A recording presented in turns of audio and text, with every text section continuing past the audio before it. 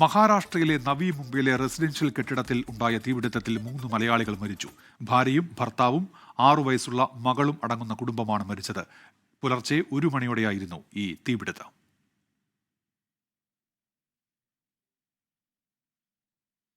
ശ്രീനാഥ് ചന്ദ്രൻ ഇപ്പോൾ മുംബൈയിൽ നിന്ന് ചേരുന്നുണ്ട് വിവരങ്ങളുമായി. ശ്രീനാഥ്, എന്തൊക്കെയാണ് വിശദാംശങ്ങൾ?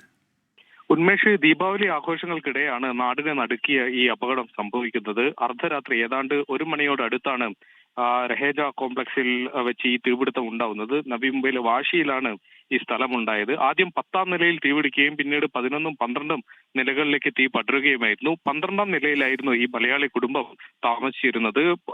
വിഷപ്പുകയേറ്റ് അവർക്ക് ബോധം നഷ്ടമാവുകയും പിന്നീട് തീപ്പൊള്ളലേറ്റു എന്നതാണ് പ്രാഥമികമായ നിഗമനം. തീപിടുത്തത്തിന് കാരണം എന്താണ് എന്ന കാര്യത്തിൽ ഇപ്പോഴും ഒരു വ്യക്തതയില്ല. ഷോർട്ട് സർക്യൂട്ട് എന്നതാണ് പ്രാഥമികമായുള്ള നിഗമനം. ഒരു സ്ത്രീ കൂടി ഈ അപകടത്തിൽ മരിച്ചിട്ടുണ്ട്. അവർ 84 വയസ്സുള്ള ഒരു മഹാരാഷ്ട്രക്കാരിയായ സ്ത്രീയാണ്. അവർ കിടപ്പ് രോഗിയായിരുന്നു എന്നതാണ് മനസ്സിലാക്കാൻ വേണ്ടി കഴിയുന്നത്. അങ്ങനെ 4 പേരുടെ മരണമാണ് സ്ഥിരീകരിച്ചത്. പോസ്റ്റ്മോർട്ടം നടപടികൾക്ക് ശേഷം മലയാളികളുടെ മൃതദേഹങ്ങൾ ബന്ധുക്കൾക്ക് വിട്ടുകൊടുക്കുകയും അത് പൊതുദർശനത്തിൽ വെച്ചതിന് ശേഷം വൈകിട്ട് 4 മണിയോടെ തുർബയിലെ ശ്മശാനത്തിൽ വെച്ച് സംസ്കാര ചടങ്ങുകൾ നടത്തുകയും ചെയ്യും. 10 പേർക്ക് പരിക്ക് ഏറ്റിട്ടുണ്ട് ഈ തീപിടുത്തത്തിൽ.